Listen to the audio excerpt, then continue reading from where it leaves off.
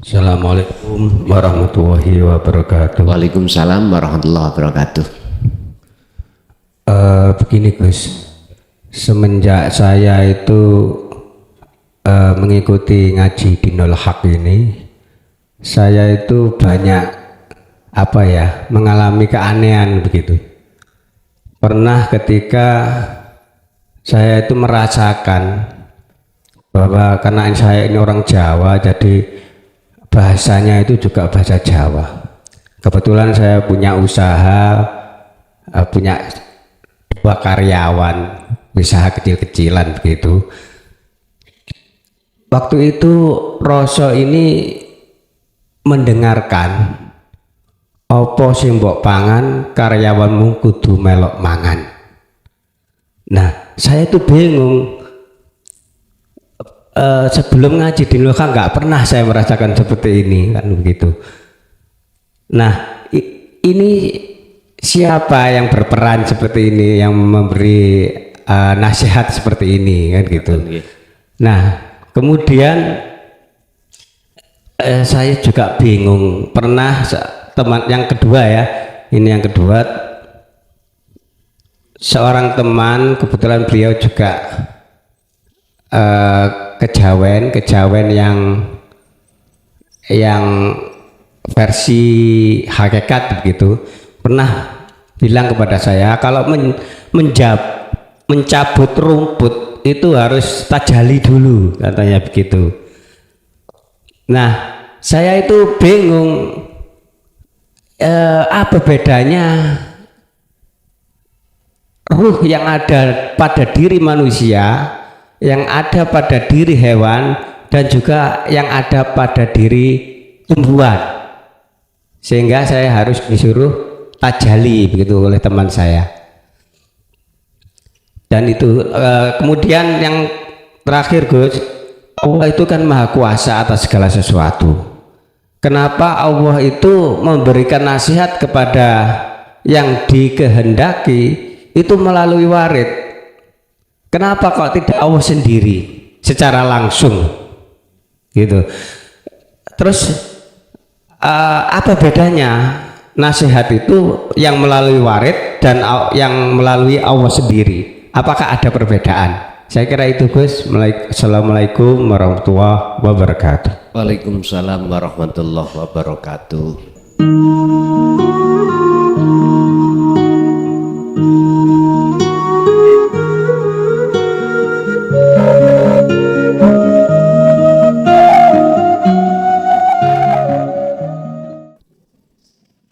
Assalamualaikum warahmatullahi wabarakatuh.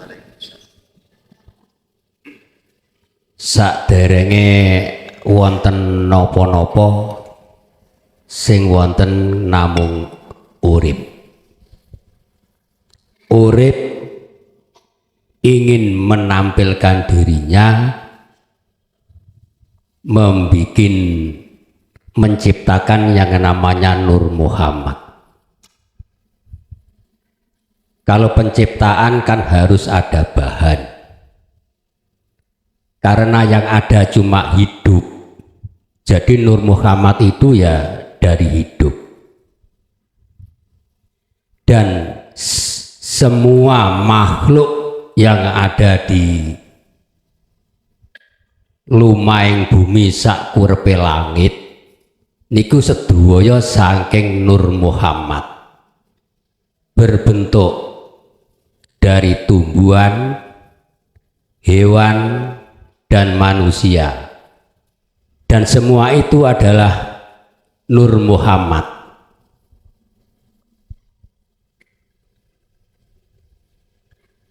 Yang namanya Nur Muhammad wau kan dados tajalinipun pangeran hidup. Jadi tanpa hidup tidak ada yang namanya wujud. Jadi semua yang ada di bumi ini adalah nyatanya Allah, wujudnya Allah.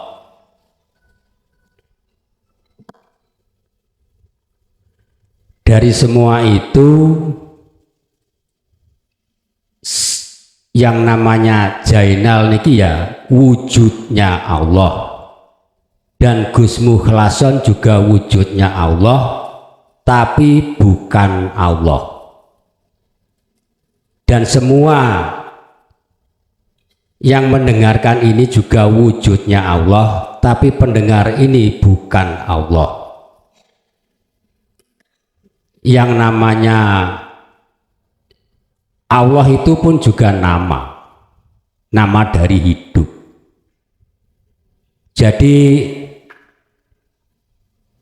yang dinamakan, yang dicari-cari sekarang kan digandungi kan surga, takutnya neraka, dan ganjaran. Padahal semua itu wujudnya Allah tapi bukan Allah.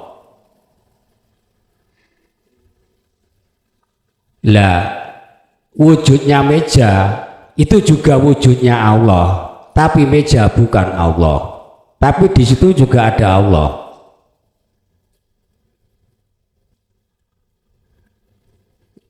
Pertanyaannya, surga itu adanya sekarang ini apa nanti, menanti kalau sudah mati? Dan ganjaran yang diumpuk-umpuk sekarang ini apakah itu ya menanti-nanti kalau sudah mati?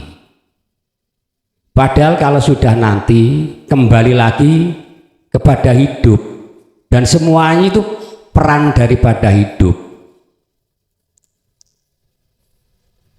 Lah bagaimana Gus ini?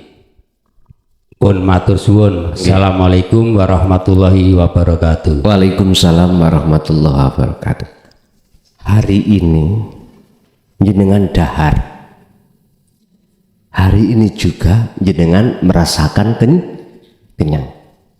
Apa mungkin hari ini dahar, kenyangnya besok?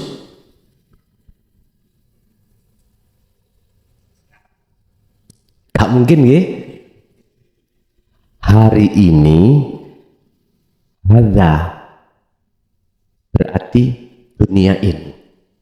Kalau jenengan bertanya terkait masalah surga, apakah besok, apakah sekarang? Jawaban saya, jikalau jenengan dahar sekarang, kenyangnya ya sekarang. Dong no mboten. Niki isyarah.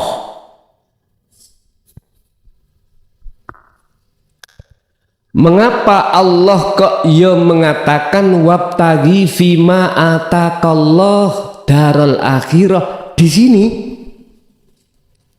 Raihlah, carilah apa yang Allah hadapkan terhadapmu berupa apa? Darul akhirah. Sekarang ini, kak besok ae loh, ngoten loh. Niki melihat dari kacamata mana Pak? Kalau kacamata syariat tetap ngomong besok. Bertemu terhadap Allah ya besok. Ini kacamata syariat. Karena masih memandang selain Allah itu wujud. Kalau memandang yang wujud itu cuman Allah, kacamata hakikat, maka hari ini Pak, ya di dunia inilah surga. Ad-dunya mazra'atul akhirah. Ini tergantung kita melihat dari sisi mana. Kalau boleh saya katakan, di dalam alam mukhadharah dan mukasyafah itu ada alam musyahadah. Tinggal pertanyaannya, hati jenengan iku mandang makhluke apa mandang Allah? Ngeten. Sama dengan saya tadi, mandang si A yang menolong aku makhluk apa mandang Allah? Allah.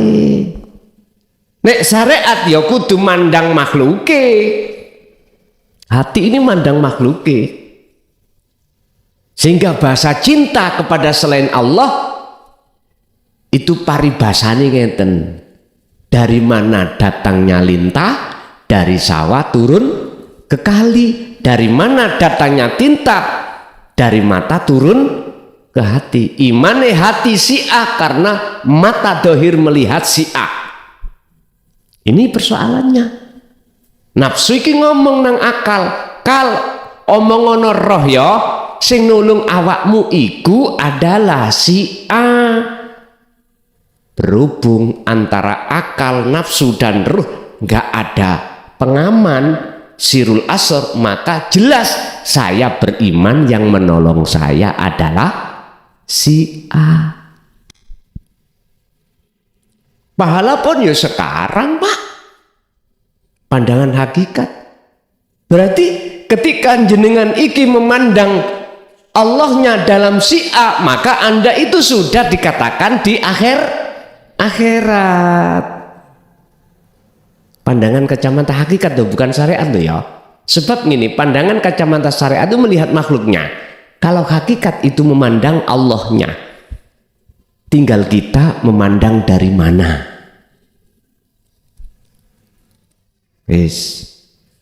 Memang jenengan kedah mengakhadiahkan Nur Ma'rifat, Nur Muhammad, Roh Ana. Sampean akhadiahkan. Baru nanti ketemu ana. Perwujudannya ana yaitu nurullah atau makhluk. Sekarang bagaimana caranya antara ya iki wonten ruh Pak, antara ini dengan ini sudah nggak ada sebutan. Kalau sudah nggak ada sebutan ahad, itulah yang dimaksud Allah batin, Allah dohir. Ngoten niku mengke. Nggih, jadi baik surga maupun neraka ataupun pahala di dunia ini sudah jenengan rasakan miturut kacamata hakikat. Tapi menurut kacamata syariat, besok pembalasannya setelah yaumil hisab. Ini setelah ada hari perhitungan. Tinggal melihat kacamata mana. Oke, lanjut. Bapak dulu. Assalamualaikum warahmatullahi wabarakatuh. Waalaikumsalam warahmatullahi wabarakatuh.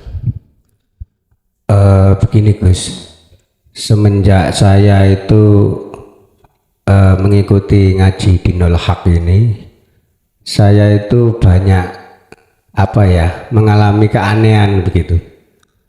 Pernah ketika saya itu merasakan bahwa karena saya ini orang Jawa, jadi bahasanya itu juga bahasa Jawa. Kebetulan saya punya usaha, punya 2 karyawan, usaha kecil-kecilan begitu. Waktu itu Roso ini mendengarkan opo sing mbok pangan karyawanmu kudu melok mangan.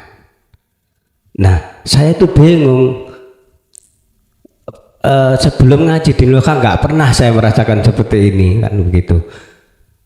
Nah, ini siapa yang berperan seperti ini, yang memberi nasihat seperti ini kan gitu. Nah, kemudian saya juga bingung. Pernah teman yang kedua ya, ini yang kedua, seorang teman, kebetulan beliau juga kejawen yang versi hakikat begitu, pernah bilang kepada saya kalau mencabut rumput itu harus tajali dulu, katanya begitu.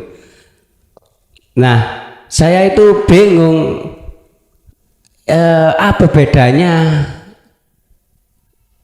ruh yang ada pada diri manusia, yang ada pada diri hewan, dan juga yang ada pada diri tumbuhan, sehingga saya harus disuruh tajali begitu oleh teman saya. Dan itu kemudian yang terakhir Gus, Allah itu kan maha kuasa atas segala sesuatu. Kenapa Allah itu memberikan nasihat kepada yang dikehendaki itu melalui warid? Kenapa kok tidak Allah sendiri secara langsung gitu? Terus apa bedanya nasihat itu yang melalui warid dan yang melalui Allah sendiri? Apakah ada perbedaan? Saya kira itu Gus. Assalamualaikum warahmatullahi wabarakatuh. Waalaikumsalam warahmatullahi wabarakatuh. Ketika saat seseorang itu ngistiqomahkan wirid, ya, tergantung wirid itu endingnya kemana.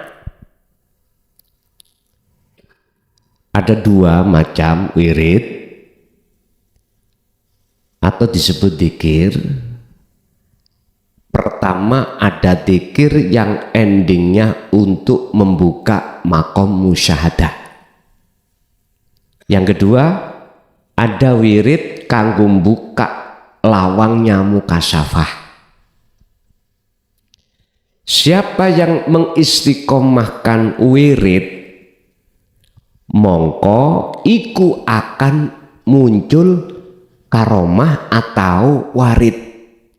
Tinggal warid atau karomah itu endingnya kemana? Tujuannya kemana? Kalau wirid itu adalah endingnya ke musyahadah, maka warid sangka Gusti Allah iku mesti bimbing menyang jenengan untuk bisa sampai kepada nyatanya Allah. Warid ini bisa saya katakan sebagai nur makrifat. Nur makrifat. Allah akan menyalakan hati seseorang atau memberikan warid di dalam hati seseorang manakala seseorang itu selalu berzikir. Lah, fungsi daripada warid adalah untuk mengusir penjajah hati sampean. Siapa? Nafsu. Laksana warid itu pasukan yang diletakkan, diturunkan di dalam satu negara yang menjajah warga tersebut. Lah, penjajah ini akan diusir, diperangi oleh warid. Akhirnya penduduk ini jadi penduduk yang merdeka. Kalau di dalam syarah kitab hikam iki warid disebutkan nek sangka Gusti Allah adalah malaikat. Malaikat itu kan bahasa proses mawon. Loh, kok gak langsung Allah ae wong Allah kuwasa, kok katik ngomong warid? Lah ngoten nggih. Karena proses, Pak. Jenengan mungkin nek wis jedhok guru sampeyan niku Allah. Bukan manusia. Wis gak ono warit-waritan. Niki nek sampean wis jedhok nek nggone akad, wis gak nyebut rasul, wis gak nyebut manusa, wis gak nyebut. Karena di dalam diri jenengan sakliyane ilahun wahid iku sudah tidak ada. Mengapa kok yo atik ada warid kok gak Allah dhewe kuwasa? Itu pertanyaan jenengan sik nyawang sakliyane Allah iku ada. Ngaten niki. Lah, dan itu sebagai proses enggak apa-apa. Iku kita masih berbuat syirik pada Allah itu. Tapi secara lesan saya mengatakan, Anda mengatakan warid atau karomah atau nur makrifat, tapi hati sampean adalah ilahun wahid, maka di sini sudah terbebaskan dari syirik. Halus Pak, syirik kopi bahaya. Nah, sekarang tinggal pertanyaannya, antara Allah, warid, malaikat, apa wae, iku bagaimana itu jadi ahad? Hatimu itu maksudnya akad bagaimana? Kita di dalam rukun iman ada nambah amantu billahi wa malaikatihi wa kutubihi wa rusuli dan sampai akhir. Iman sampai ne ihsan boten melihat 6 niki. Tapi melihat ilahun wahid yang ada di mulai Allah nama ya, malaikat dan seterusnya. Baru ihsan. Inilah iman yang sudah benar. Nek dalam hati sampean itu masih ada selain Allah yang bisa melakukan sesuatu, maka ini belum ahad kita. Jadi adanya muncul malaikat Israel sebagai nyun sewu pencabut penyampai wahyu, mencabut nyawa, itu bukan berarti Gusti Allah itu nggak perbendaraan. Munculnya kata-kata Israel iku karena jenengan kali kula sik mandang makhluk iku ada. Sama dengan ngaji iki, sampean masih mandang sing ngaji mukhlason krono, sampean sik mandang makhluk klason iku sik ono. Nanti jenengan pada satu saat waktunya ka ono wis. Berarti guru sampean sinten? Gusti Allah, ilahun wahid niku nek diomongno.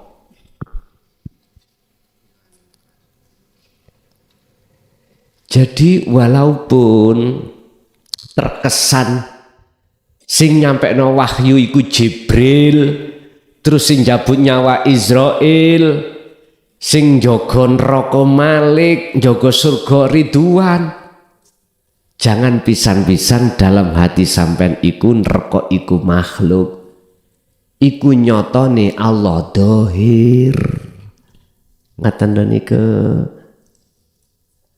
ngaji nambah pengen tambah ngalugus. Ya gak usah ngaji, lalapo. Oh ngoten. Iki Gusti Allah memproses. Udahlah Pak, jenengan nanti nek wis jedok, ora ono barang bingung, ora ono tidak ada barang syirik, nek wis jedok. Sampai bisanya dedok, yo harus ngopeni dikire. Jikalau masih kemasukan, yo fasabbihuhu bukrata wa asila, sucikan terus, baik siang maupun malam. Apa ya dikir dikecok iku karena tali Allah. Ngaten. Nggih, terus apa maneh sing ditakokno mang? Ada 3, 1 dan 3 sudah kejawab. Yang kedua tadi apa?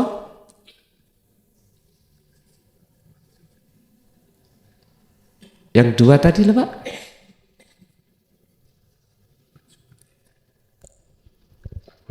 Bedanya antara ruh yang ada pada diri manusia, hewan dan tumbuhan. Oh, ada. Karena mencabut rumput tadi harus tajali gitu. Kalau kita mengatakan perbedaan antara ruh di manusia dan ruh terhadap makhluk lain, itu karena keterangan syariat. Karena keterangan syariat. Di sini kami tidak akan menjelaskan tentang perbedaan. Kami di sini hanya menyampaikan bagaimana itu tidak ada perbedaan. Jenengan langsung ini wajah tuat, hiya. Sampai kudu menghadap terhadap wajah Allah. Wajah sampean disebut roh iku yaiku rasa imanul haq disebut ihsan, bukan terhadap wajah Gusti Allah yang disebut urip. Wis niki mengki lebur nek umpama wis dikatakan betul-betul menghadap akan lebur, akhirnya wama ana minal musyrikin. Akhirnya mengapa jenengan ini ketika saat jenengan menyembelih disuruh bertajalli? Karena kita makhluk sebetulnya tidak ada daya upaya kekuatan untuk menyembelih hak Enggak ada. Jikalau terjadi illa billah, itulah maksudnya kita bertajalli, menentukan, menetapkan semuanya yang melakukan akunya Allah, akunya urip iku. Walaupun secara syar'i koyoke kita, tapi dalam hati sampean harus aku Allah sing muncul dalam diri jenengan. Itulah maksudnya tajalli, menghilangkan rasa keakuan diri sebagai makhluk yang menyembelih dan menetapkan keakuan urip yang melakukan itu. Biar hayawan iku gak dadi batang. Makanya opo di dalam fikih ketika kau menyembelih ayam harus membaca bismillah dengan menyebut nama Allah. Tidak cukup Pak jenengan menyebut, harus menghilangkan juga rasa keakuan diri sebagai makhluk yang melakukan. Berarti kudu nyambung roh dengan urip, lawan rasa dengan rasa tadi, baru beleane iki hakikat iki mang halal gak dadi bareng. Nah, terus bagi kita yang tidak ikut menyembelih terus nang warung makan daging bagaimana? Tergantung jenengan masuk wirai napa mboten. Nek gak masuk wirai anggap ae kabeh sing mbeleh ya Gusti. Malah yang pada orang lain ngoten mawon lapor repot-repot.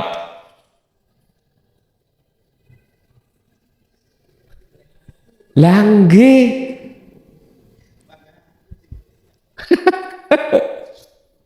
Tapi nek wirai mboten purun.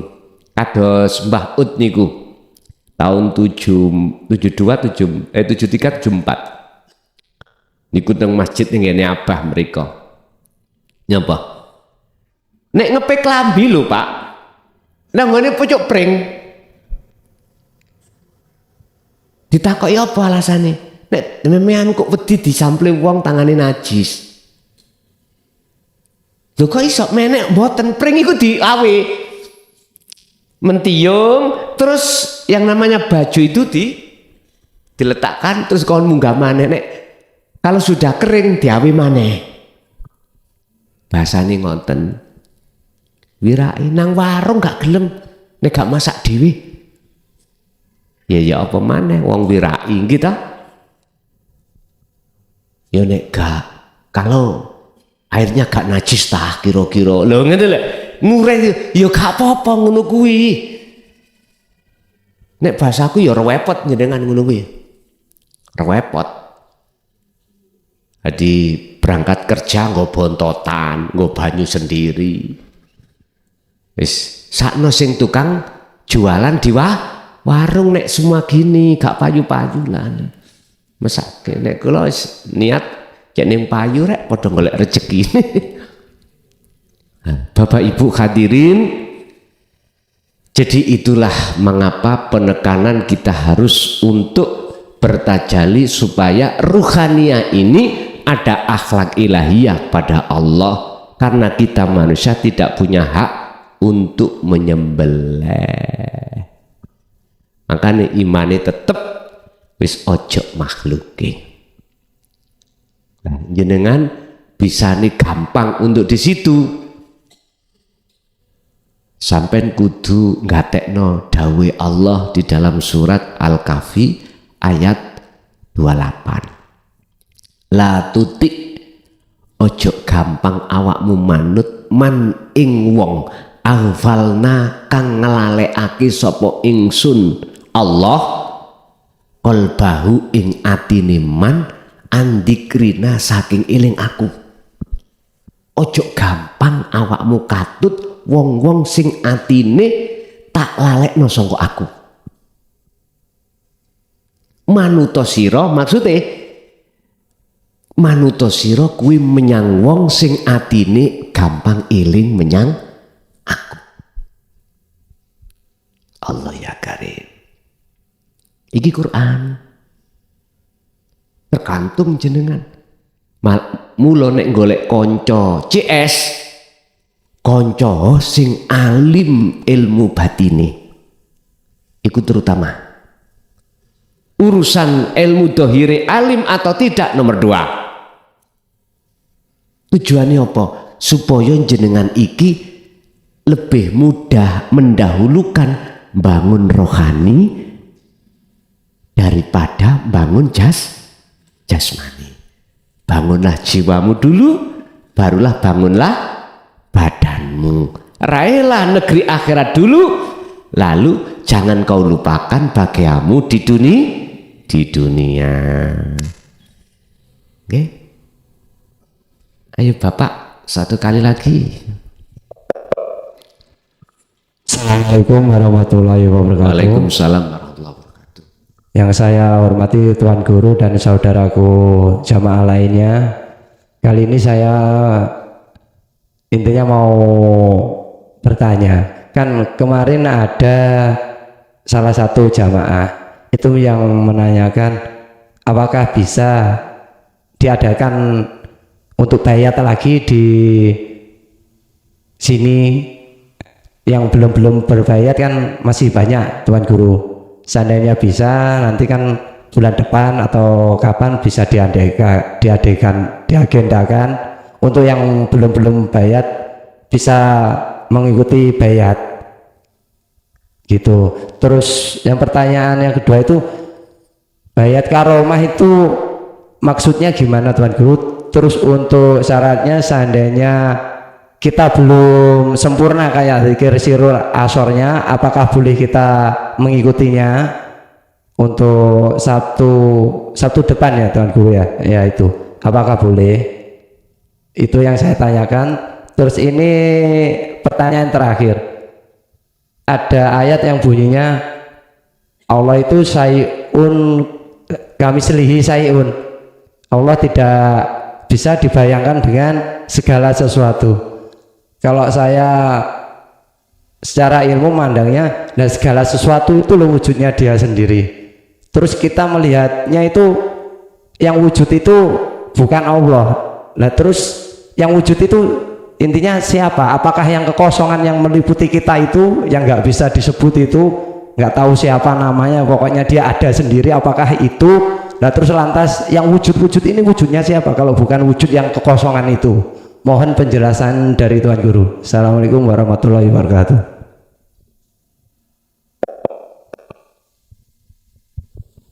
Masalah bayat saya manut pengurus mawon. Di sini bila mana besok bulan depan diagendakan monggo, tergantung pengurusnya yang ada di sini. 1. Nomor 2, bayat karomah. Awalnya itu saya pusing Pak, iki proses ya, iki gak mudun mana. Padahal pendidikan kita itu adalah untuk endingnya ke musyahadah. Kok iki tanggone muka syafa. Awalnya itu saya berpikir, apa gak mudun Pak? Gak mempengaruhi ta. Akhirnya Allah bikin teguran pada saya, bahasa kasari ojo kakean cocot son jalak noai. Akhirnya apa Pak? Ternyata musyahadah itu bisa di muhadharah, bisa di mukasyafah. Itu hanya bagi orang-orang yang hatinya sudah diizini oleh Allah, diwenehi sarana prasarana kemusyahadah. Apa bentuknya? Sirul asrar. Artinya jikalau jenengan memaksakan diri untuk melakukan baiat karomah ini akan menjadi penghalang hatimu tidak bisa sampai pada Allah.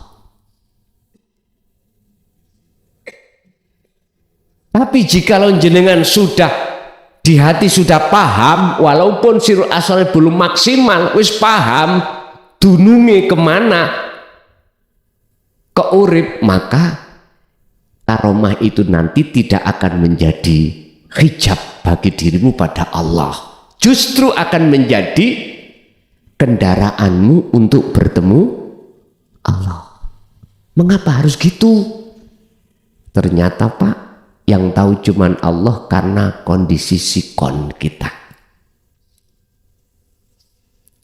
Mau menghadapi apa? Nggak tahu. Podame iko mau loh. Apa kok kadek ono muncul malaikat Israel, muncul Warid, muncul Ridwan, muncul Malik. Apa kadek muncul ngunu? Lho ngoten lho. Sebab niki mengke di dalam karomah niku min alfi alfin. 1000 ping 1000 pinten? 1000 kali 1000 1 juta.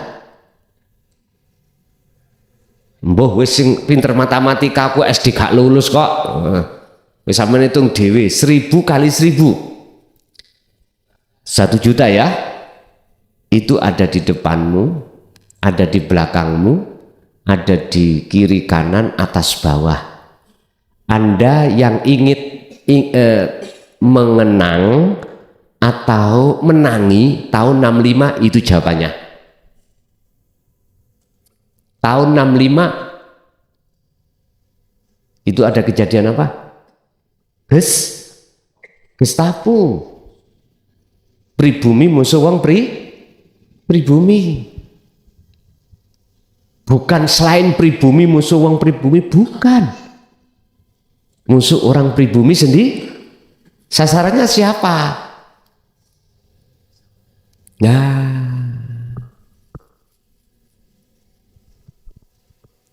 makanya Allah melarang bagi Anda yang belum mengerti, faham dzikir tersebut.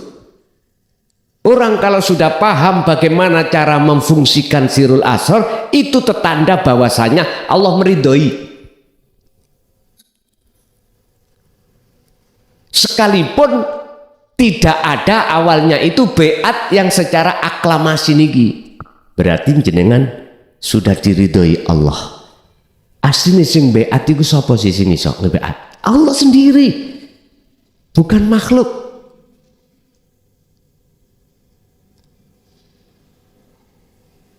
Karena pandangan keliru itulah akhirnya memandang dan beriman sing membeat makhluk. Padahal makhluk statusnya adalah haula wala quwata. Berhubung Anda bisa memandang Allahnya yang menyambungkan talinya ruh, beat itu apa Pak? Menyambungkan tali ruh. Kalau di dalam dzikir sirul asrar, ya Allah sendiri. Makanya mengapa asyhadu itu kok ya harus sampai ke ilallah, gak boleh mandek la ilaha. Asyhadu an la ilaha illallah. Mengapa kok harus ke ilallah? Lah inilah jawaban bahwasannya yang menyambung talinya ruh sampai iku hanyalah Allah. Itu memang dilaksanakan tanggal 7 malam 8 ya, jam 12 malam. Dan itu bagi yang tidak bisa mengikuti langsung di majelis, di rumah saja. Karena nanti jenengan akan mendapatkan beat itu lewat status kula. Ini tidak saya upload di YouTube, tidak saya live, tidak. Karena memang sengaja untuk kalangan sendiri, khusus yang sudah memegang dzikir sirul asrar.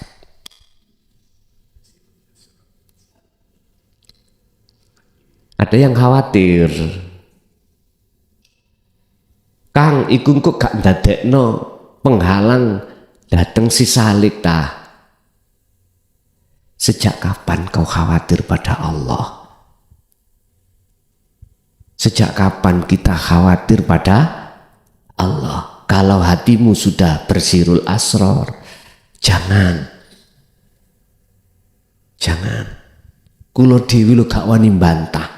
Sebab ya habis dikatain ojo kakean cocot. Nek memang cara logika Pak Bu, mudun memangnya. Mudun. Lah wirid itu gandengin nanggone karomah, ilmu hikmah. Jadi niki mengke wonten riyadhoi lho Pak. Biriyadati wal azkarnya ada. Gak ujuk beat wis langsung enggak. Gampangane wong Jawa ono tirakate. Tapi yang diperbolehkan hanyalah jenengan yang sudah paham fungsinya dzikir sirul asrar. Yang belum tolong jangan. Nanti kalau ada apa-apa kami tidak mau tanggung jawab. Gitu. Yang jelas sudah saya ingatkan. Yes. Yang ketiga, masalah wujud Allah. Jenengan antara batin kosong iki dengan dohir nyatane, bagaimana di dalam pandangan hatimu itu sudah tidak ada bedanya. Kalau sudah tidak ada bedanya, jenengan akan menyatakan bahwasanya wujud Allah batin oke, wujud Allah dohir oke. Tapi syaratnya jenengan iki harus wis kefanaan dohir batin atas wujud jenengan, dohir batin atas wujud Allah. Dalam sisi pandangan basariyah, bukan basiroh. Pandangan basiroh akan nyata wujud Allah batin, akan wujud Allah dohir manakala jenengan iki sudah fana antara dohir dan batin. Akhirnya diem, mboten saged ngomong. Sami dengan gini. Umpama iki kacamata, endi sih wujude kacamata ya? Sampai duding gagange iki ya? Bukan. Duding niki iku lak kaca. Sing ndi ya? Jawab sampean, ya iku. Ya iku. Itulah maksud laisa kamislihi syai'un. Mboten bisa jenengan duding.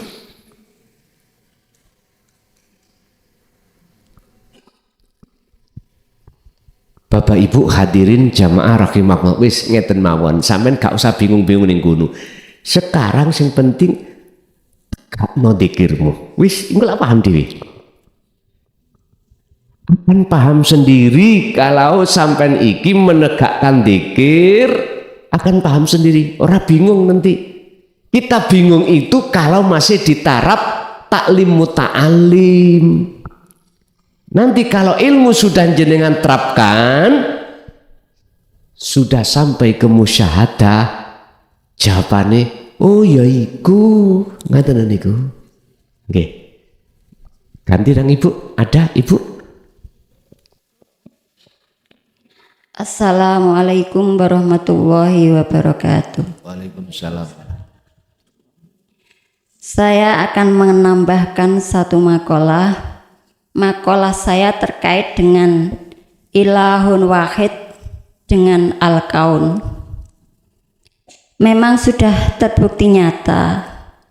Kalau kita mau melihat dengan mata basiroh dan kita mau mendekatkan diri kepada Allah, dan kita mau merapatkan posisi kepada Allah, sebenarnya kaun itu tidak ada. Yang ada adalah zuhurul haqqi, yaitu wujud zahirnya Allah. Seperti keterangan yang lalu, Allah telah membuat perumpamaan ibarat bayang-bayang dan yang memiliki bayang-bayang. Yang mana bayang-bayang dan yang memiliki bayang-bayang itu satu kesatuan.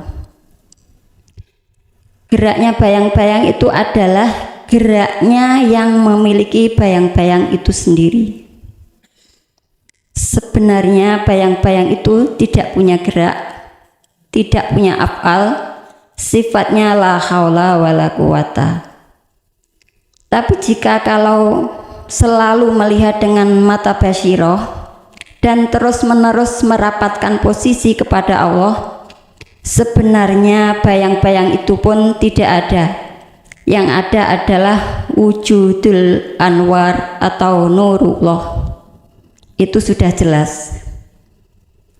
Dan saya akan membuat perumpamaan ibarat laut dan gelombang. Yang mana laut dan gelombang itu satu kesatuan, atau istilah lain satu paket, dan tidak terpisahkan antara keduanya. Geraknya gelombang itu adalah geraknya laut itu sendiri, atau bisa dikatakan af'alnya laut, atau hasil karyanya laut, atau kreativitasnya laut. Karena gelombang itu sifatnya pasif, sifatnya la haula wala quwata. Yang saya tanyakan, ilahun wahid dan kaun, yang saya ibaratkan laut dan gelombang, menurut Guson benar atau salah? Jika salah, mohon diluruskan dan mohon dibenarkan. Terus pertanyaan saya yang kedua, saya punya sedikit cerita. Mohon maaf, cerita saya sebenarnya tidak pantas untuk diceritakan, tapi ini saya anggap penting, akhirnya terpaksa saya ceritakan. Begini ceritanya. Saya itu kalau di rumah sudah nganggur, nggak punya kerjaan, sudah santai-santai, itu saya suka merias wajah saya sendiri. Setelah itu saya foto-foto. Terus begitu saya melihat gambar saya, di hati saya itu seakan-akan tidak percaya kalau itu gambar saya. Saya lebih percaya itu gambarnya Allah. Bahkan ketika saya berjalan di depan lemari yang ada kacanya itu, saya itu sempat berhenti sejenak. Dan di dalam hati saya itu selalu terlintas begini, saya ingin melihat gambarnya Allah dulu. Begitu, itu selalu begitu dan asli begitu, tidak saya buat-buat. Yang saya tanyakan, ahwal yang demikian itu mengandung pengertian apa? Mohon dijelaskan. Akhiru kalam, wassalamualaikum warahmatullahi wabarakatuh. Waalaikumsalam warahmatullahi wabarakatuh. Pertanyaan pertama bisa saya jawab betul atau salah, niku tergantung. Saya menjawab dari sisi ahadiyah apa ahad, dari sisi proses apa enggak. Antara ilahun wahid dengan al-kaun itu satu kesatuan. Ketika si salib suluk untuk menuju wusul bertemu Allah di dalam maqam musyahadah, ini proses masih berlakunya dua nama antara salik dengan kholik. Masih ada nama-nama ini, dan ini tidak boleh dikatakan satu kesatuan. Jelas beda toh antara ilahun wahid dengan kaun. Dari sisi manapun beda, sifatnya pun beda. Kalau si salik sifatnya tidak punya daya upaya apapun, yang punya cuman Allah. tidak punya kekuatan apapun si Salik, itu punyaan Kholik. Dah. Ini ketika saat di dalam proses si Salik suluk masih berlakunya hukum dua. Ada yang menyembah, ada yang disembah. Akhirnya muncul amal arif, koyok-koyok wongi, ngaten. Tapi ketika saat sudah jedok di makom musyahadah si Salik wusul, maka kedua nama sudah nggak ada. La ibsorun wa mubsorun wa basarun. Yang melihat dan yang dilihat, mata untuk melihat sudah nggak ada. Disebut ilahun wahid itu di situ. Kalau sudah di sini maka koyok-koyok memang satu kesatuan. Sehingga secara ruhaniyah sampai iki dalam mata basirah sampai ini sudah nggak ada bedanya antara kaun dengan ilahun wahid. Karena sudah tidak ada dua, tapi secara lesan didengar orang lain tetap. Sebab orang lain kalau mendengar aku Allah muring-muring. Apa bedanya dengan Fir'aun mengatakan ana rabbukumul a'la? Lah itu aku Tuhanmu yang mulia. Loh. Pada saat itu masyarakat kalau tidak menuhankan Fir'aun kan dibunuh. Paling tidak itu dihukum. Jadi gak ada dengan kita kalau kita ngaku-ngaku kita berkudrat, kita berirodah, sama basor, kalam, wahdaniyah. Sifat ma'ani itu kita rampas, kita rumongso kita. Lah iki apa bedanya mbek Fir'aun? Hakikate. Nek syariat ya jelas tidak lah Pak Bu. Jadi Bu, itu sudah benar tatkala jenengan ini sudah duduk hati itu di ahad, ya dah? Sudah lainnya sudah enggak ada. Tapi kalau masih diproses maka ada bedanya al-kaun dengan ilahun wahid. Wis, itu yang pertama. Yang kedua, apapun yang sampai hadapi dan yang terjadi pada diri jenengan Bapak itu, apakah itu yang berkenaan di antara sifat 7 ma'ani? Kudrat, irodat, ilmu, hayat, sama, basor, kalam. Jikalau di dalam diri jenengan sudah terlepas yang namanya makhluk kaun, maka betul. Dan inilah af'alu, kalau boleh saya katakan, posisi sampean yang sudah ada di sini ketika saat melihat pencuri, manusia mencuri barang orang lain, sampean wis gak melihat makhluknya mencuri.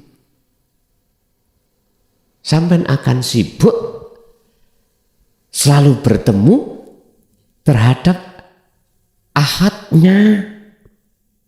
Tapi jangan diartikan Allah nyolong ya. Ya enggak lah Pak. Wong iku wae Gusti Allah dhewe ya. Walillahil masyriq wal maghrib. Lah gitu. Walillahi lan iku tetep kedue Gusti Allah. Apa maaf? Al masyriqu wal maghrib, apa yang ada di jagat timur dan jagat langit. Wae Gusti Allah. Apa tumun Gusti Allah nyolong? Nyolong itu kan karena bukan miliknya lagi ya. Iku wae Allah kok. Ya jangan kok tuduh Allah nyolong. Wae dhewe kok.